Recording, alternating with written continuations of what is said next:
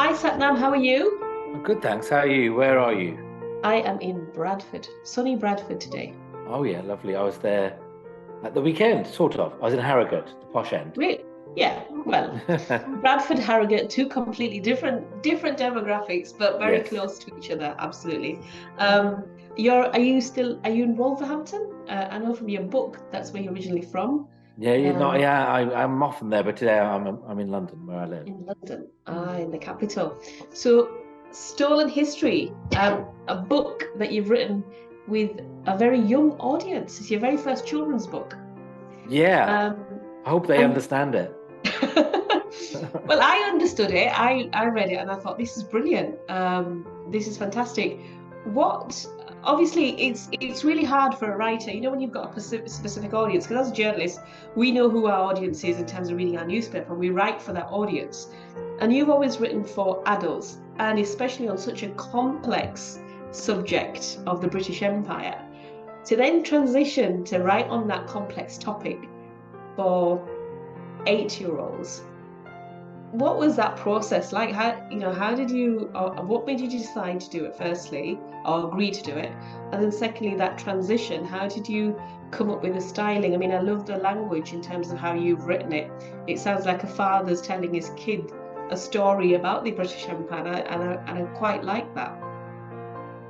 Yeah, I mean, I did test drive it on my friend's children. I don't have kids myself. So, Mm. and actually, I discovered that my kind of puerile sense of humor, which I frankly use for my adult books, is quite well suited for kids, so around 9 years old. So it wasn't that part of it wasn't that difficult actually, and in a way, it's a version of the same thing. I mean, what I was trying to do with Empire Land was explain really complicated history to adults who weren't historians, right? And writing for kids is just that process, but even further, you know? I mean, I think being a business journalist at the FT for about 8 years, and actually a business journalist probably for 20 years, what you do, you become a specialist in explaining complicated things in a simple way. And that's what basically writing for kids is, isn't it? Except I guess you've got the added element of humor, and then you've got the added element of trying to relate it to their lives. Mm. And that brings me to the reason why I want to do it, because actually there's so much about every child's life in Britain today that is explained by Empire. And I grew up without understanding it. And it's amazing that other kids nowadays won't feel the same if they read books like this. Absolutely. I mean, we all, none of us got to learn about the British Empire until most recently. We've all started. The topic's been more hotly debated now than ever before. And I think the fact that you've written it for children, was that because obviously it's not being taught at in schools, and how do they learn about our history, our culture, our heritage, in terms of the true facts, as well as all the ugliness of what transpired from the British Empire. For you to make this book, are you now trying to use this as a platform to put out there for schools? Because obviously they're not going to, I mean, we haven't had it in history lessons, but perhaps maybe talk about it through literature lessons, because it's now a book and it is a subject. So maybe, put it out there to get children now debating or learning about the British Empire. Yeah, I kind of don't care which subject it comes via, whether it's literature or history. And actually, I was researching how empire has been taught in the past. And in the 19th century, late 19th century, it wasn't history through which people learned about the empire, the positive things about empire usually. It was geography. History didn't Oh, exist. History didn't exist as a subject until very late. Geography pre-existed it. And yeah, there's loads of ways in which you can learn about empire. It doesn't necessarily have to be history. But I guess the whole point of it is that, I was in my final term at university before I read a single brown author. I didn't understand empire until I was in my mid-40s. And I didn't understand that we are a multicultural society because we had a multicultural empire, until I was a middle-aged man. And if I'd known that at the age of 9, it would have changed my life, I think. It would have made me realize that brown people are here for deep historical reasons. Instead, I grew up with this narrative that kind of brown people came here uninvited to take advantage of the British. That's been the dominant narrative about imperial immigration for as long as I remember. And it's why we ended up with the Windrush scandal, where we deported people, British citizens, to countries they didn't even know, because civil servants didn't understand that they were here as citizens, So this is a deep-seated problem in Britain, and I think the sooner you teach kids, the better it is. It's interesting you say that, because, like yourself, I also grew up in similar environment. In fact, my parents always used to say to me, if somebody said something, get your head down and just, don't respond back and walk away. But the generations have changed now. That's not what we say to people. If somebody says something, stand up for your rights, go and challenge, or go and speak to the authorities and stuff like that. So obviously how we saw the British Empire perhaps would be slightly different to how the generation coming after, especially 9-year-olds who were born in this country, who perhaps don't know what our grandparents or parents went through when they left India, because most of them now are living with parents who were born also in this country. So their concept and view of the British Empire probably would be a slightly different take on how our generation would be. So in your book, have you taken that into consideration in terms of writing for the 9-year-old of today, or the 9-year-old of when we were growing up as 9-year-olds? It's very much aimed at the 9-year-olds of today. I'm aware of the generational differences. I think our parents and grandparents, they were in a foreign country, they were struggling. Also, they are facing extreme racial hatred. We're talking about, beating up an Asian was a hobby in parts of the Midlands in the 1970s, and you weren't allowed to do really the most basic jobs, bus conductor. You couldn't be a teacher. So in the face of that, I think our grandparents and parents were just in survival mode. They just wanted to survive, and they thought that the best way of dealing with racial hatred was to keep a low profile.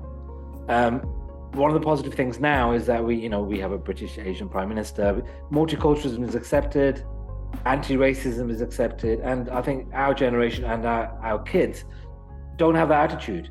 We've got the luxury of time and money, and also of tolerance, to be able to look at the history and stand up for ourselves. But I say that with respect to what our parents did, because they went through hell, and they succeeded in spite of awful situations sometimes, right? Is that why you've probably also dealt with, or talked about, I should say, really, emotion in the book? You've got a whole chapter on anger, and we don't often, when we talk about British Empire, we don't often discuss the emotional aspect of things, and you've actually broached this in your book. Yeah, it's impossible to not have an emotional response to some of the extreme things that happen in empire. But I think one of the really troubling things about imperial history is that we only ever, in Britain, seem to view it through prism of either pride or shame, which means that we don't get to understanding it. All we do is relive the horrors and the arguments of empire itself. I think children are sophisticated enough to understand that there can be arguments, that there can be different points of view, that history can be arguments. This is something, again, I wasn't until I was in my 40s until I understood this, but that history is arguments, But you've got to be able to base it in hard facts. You can't just make stuff up. But it's impossible to talk about British Empire now without being aware of the fact that there are 2 points of view at least, and people are very cross on both sides. And I think we need to trust children to be able to understand that, and to understand that history is more than just a list of facts. Fantastic. And where do you hope to take this book? We've already talked about, learning in the classroom and stuff, but obviously it's now going to be available for people to buy. So whether you're in the classroom or not, are you hoping to reach out to parents to get them to encourage their children to take the book. Where do you hope to take this? Well, I guess the amazing thing about books is that they have a life of their own. It doesn't matter where the author wants to take it. People buy it and they take it into the most unexpected places. Actually, I find that I suspect quite a few illustrated kids' books are read by adults who can't face reading the longer versions, and I think however you get your knowledge, it's fine, or whatever age you get it at. But ultimately, you're aiming a bit at parents because they're the ones who buy the books. And I mean, people worry a lot about the national curriculum and what does the national curriculum do on empire. I think it matters less and less because, academies, private schools don't follow the national curriculum. Wales has its own national curriculum and it actually teaches empire and slavery in quite a lot of detail. Scotland has its own curriculum. And actually, I think kids are getting their history from all sorts of places like social media or, podcasts or, films and TV, and I think this will just be another source for them. Fantastic, that's brilliant. My final question to you then is, whilst writing the book, I mean, you said earlier you don't have any children, so you've obviously got some referencing from a friend's child for this book. But while you're writing it, in terms of your own personal experiences of the journey, of the process of writing it, how did you put yourself into the mindset of, well, this is how, as a 9-year-old, I probably would take to the style of and the language as well of the way you've written the book, but also in terms of not having your own children to be able to compare or to talk about the topic that you've written about. How did you I would say, I think research is the right word in terms of making sure you got the style and the language to cater towards the audience that you're writing for? Pretty much all my friends have kids, so I basically, there's one particular 9-year-old and who's now 10, I tested it on, and yeah, it's surprising what they don't know and actually what they do know. Like they're much more sophisticated than I expected. Like at 9 or 10, I mean, kids can be reading adult books in some cases. They could be reading quite complex books, and so I just test drove it essentially. And the one thing I really knew was you have to make it relatable for them. And there's certain things with children that are universal that even I can remember. The obsession with sweets. It's quite useful that sugar is one of the biggest stories of empire, and food, of course, HP sauce and Pokemon cards and the Jungle Book. I mean, these are things that kids are still familiar with, and there's something that doesn't change about childhood, I think it's universal. What feedback did you get from the 9-year-old that you tested it with? Well, he told me that certain bits were really boring, so they're not in the book. So everything that appears, he didn't find deadly boring. I found that kids are really into money as well, which I didn't fully understand. I mean, kids, whenever you go to talk to schools and stuff, they often want to know how much you earn. And so I do try to talk about the financial aspect of empire, which is useful because money was a big driver of empire. So the idea that you could buy some nutmeg in Indonesia and sell it for 600 times the price in Britain, that's something kids find really interesting, Yeah. And so I do mention money at regular intervals. Yeah, I think even I found that fascinating. That was interesting. And you're right, I don't think it's just children that are going to take a lot from this. Even people like myself have picked up stuff from there that I thought, oh, I didn't know about that. But that's great. Thank you so much for writing the book.